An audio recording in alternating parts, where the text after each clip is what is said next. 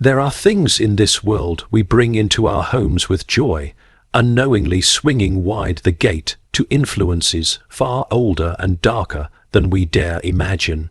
In our effort to tame nature, to decorate our shelves, or to give fragrance to a lifeless corner, we do not always ask what else we are inviting. We live in an age where skepticism reigns like a crowned fool, mocking the notion that evil might prefer camouflage over confrontation. Yet it is precisely through the seemingly innocent that evil finds its favorite disguise. The ancient world understood this, though imperfectly. The pagans, with all their errors, at least believed their decisions had spiritual consequences. The modern man, certain of his enlightenment, denies the very reality of spirits while hosting them in vases. Consider first the mandrake, a curious, twisted root with a long history of disturbing associations. In folklore, it screams when pulled from the ground, a story we laugh off, but think carefully. Why would something from the soil come with a sound that imitates the cry of a tortured soul? Why would witches covet it and kings ban it? Perhaps not because it holds power, but because it opens the door for something else that does. It does not possess the darkness, it attracts it, like a beacon calling down what ought never to be summoned. Then there is wolfsbane, poison to the body but far more lethal to the soul. Its presence has long been tied to shapeshifters and beasts that roam by night. It is not the plant itself, but the spiritual association we cannot seem to sever. When you place it by the window, you are not simply protecting your home from imagined wolves. You are aligning yourself with a tradition of fear that sought power from the shadows instead of light. The scent clings to more than air. It clings to memory, and not always your own. Next is hemlock, a silent killer, yes, but not only of the flesh. It has become a symbol of stoic death, of rational departure from life. But there is nothing noble in despair cloaked as serenity. The demonic does not only rush through the grotesque, it sometimes tiptoes in through false peace. What greater victory for the enemy than to make you drink death with philosophical pride? To place hemlock in your home as a symbol is to welcome a lie about life, suffering, and the meaning of endurance. The fourth is nightshade, appropriately named. There is little light in it, deadly in all its beauty. It is the flower of deception, used in ancient potions to cloud vision, to blur reality, to manipulate. It is beloved by those who wish to enchant or confuse. The spiritual world is not moved by flowers, but by meanings. When we invite nightshade in, are we not also inviting in the love of illusion, the desire to seduce and be seduced by what is not true? Then datura, sometimes called the devil's trumpet, an ornamental flower, large and dramatic, but used in rituals of trance and communication with spirits.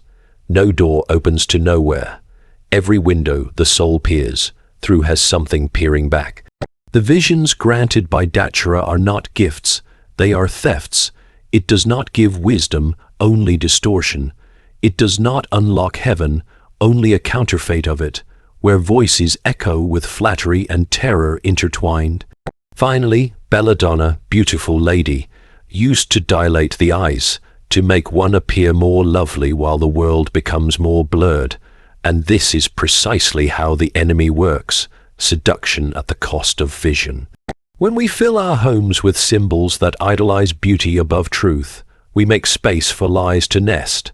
Belladonna is the doctrine of appearances, a spiritual toxin masquerading as elegance. It teaches that it is better to look than to see. Each of these plants is more than root and petal. They are symbols, signs, suggestions, echoes of deeper allegiances. The spiritual realm does not ask your permission to enter through them. It merely waits for your neglect, your indifference, your decorative choices made without discernment. Because in a world where the material and spiritual intertwine like vines, nothing you bring into your home is ever just a plant. Evil often enters subtly, disguised as beauty or tradition. Evil rarely marches in with horns and fury. It comes in quietly, softly, and often disguised as something good, something pleasant, something beautiful. The most dangerous deceptions are not the ones we recognize as threats, but the ones we accept without question. In the physical world, we have locks on our doors and alarms to protect our homes from invaders. But in the spiritual realm, many open the gates willingly, thinking they are merely engaging in aesthetic choices or harmless traditions. There is nothing inherently wrong with beauty, but beauty has often been the cloak evil wears to avoid detection. The subtle entrance of darkness is not a new strategy. It is as old as Eden, when the serpent did not shout his lies, but whispered them gently, cloaked in reason and appeal. Throughout human history, the most potent spiritual traps have not been found in obvious wickedness, but in the familiar and attractive. Objects, symbols, even plants, when rooted in dark origins, can serve as spiritual invitations. It is not that these things are cursed in and of themselves, but that they carry with them a legacy, a spiritual resonance that attracts the wrong kind of attention. This is not a call to paranoia, but to spiritual awareness. The enemy delights not in the grand gestures of rebellion alone, but in the daily compromises we make unknowingly. When evil is draped in beauty, it does not provoke fear, it inspires admiration, and this is the danger. The desire for beauty is natural. It was planted in us by the Creator, who himself is the source of all that is good and lovely. But when we pursue beauty without wisdom, when we bring things into our lives that appeal to the eye but carry spiritual decay, we find ourselves hosting shadows. The ancients understood that the material and the spiritual are not disconnected realms. They saw the natural world as infused with meaning. While their interpretations were often misdirected, the instinct was correct. The physical can be a vessel for the invisible. That is why spiritual war is rarely fought in visible arenas. It is fought through agreements, symbols, choices, and invitations, often unspoken, often unintentional. A home, by nature, is meant to be a place of rest, of peace, of safety. Yet the atmosphere of a home is not shaped merely by its structure, but by what is allowed to live within it, what is welcomed, displayed, and normalized. The enemy understands this far better than we do. That's why he prefers the subtle approach. If he can gain access without detection, if he can be invited in under the guise of beauty, then he can remain unchallenged. That is his greatest triumph, not that he entered, but that he was never noticed. Consider how many cultural practices, decorations, and items of fascination find their roots in spiritual traditions that directly oppose truth. And yet, they are bought and sold, gifted and displayed, all in the name of beauty or trend. When one brings in symbols historically tied to dark rituals or occult practices, thinking them only artistic or exotic, one is not merely engaging with culture, one is participating in a deeper transaction. The object may be lifeless, but the invitation it represents is not. Evil doesn't need to be obvious to be present. It needs only to be accepted. We fool ourselves when we believe the spiritual realm is only moved by incantations or grand rituals. It is just as responsive to indifference and ignorance. Every day, choices are made that either strengthen the light or feed the dark. To claim neutrality is, itself, a choice. The enemy does not need us to hate what is good. He only needs us to love what is harmless without questioning where it leads. And what better tool to accomplish this than beauty? Beauty devoid of truth, beauty that whispers instead of warns, beauty that masks instead of reveals. Spiritual symbolism matters. What we welcome reflects what we align with.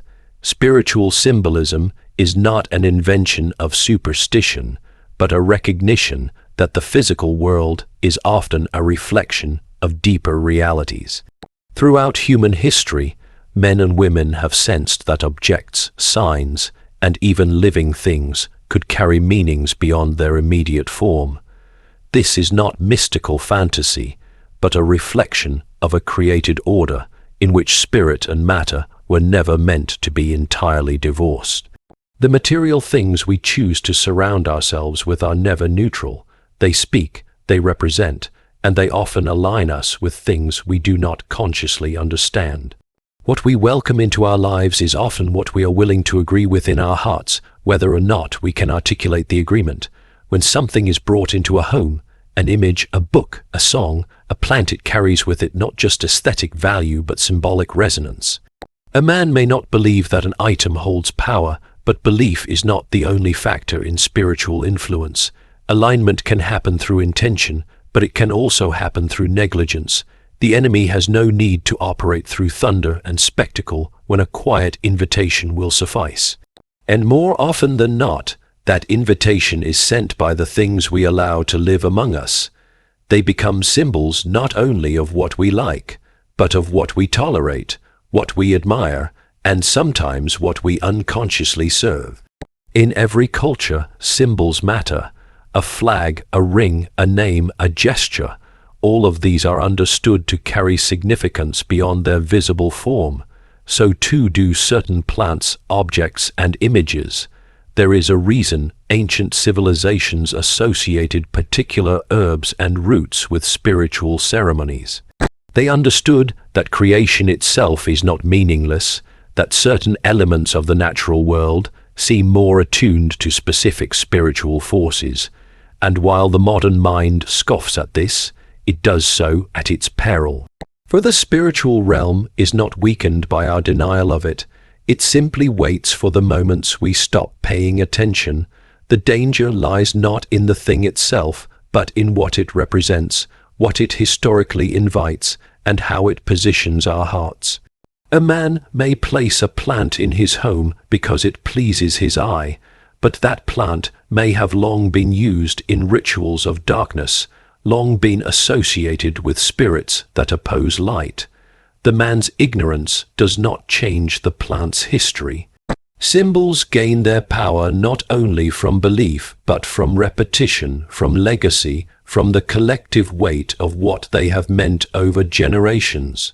To align with such a symbol is to place oneself in a stream of meaning that flows in a direction, and every direction leads either toward light or toward shadow. Discernment is the act of seeing not just with the eyes, but with the spirit. It is the ability to ask not only, "Is this beautiful?" but "What does this stand for?" It is to ask, "What am I welcoming with this?" rather than simply, "Does this match the decor?" There are objects that elevate the spirit, that point toward truth, that reinforce the values we profess.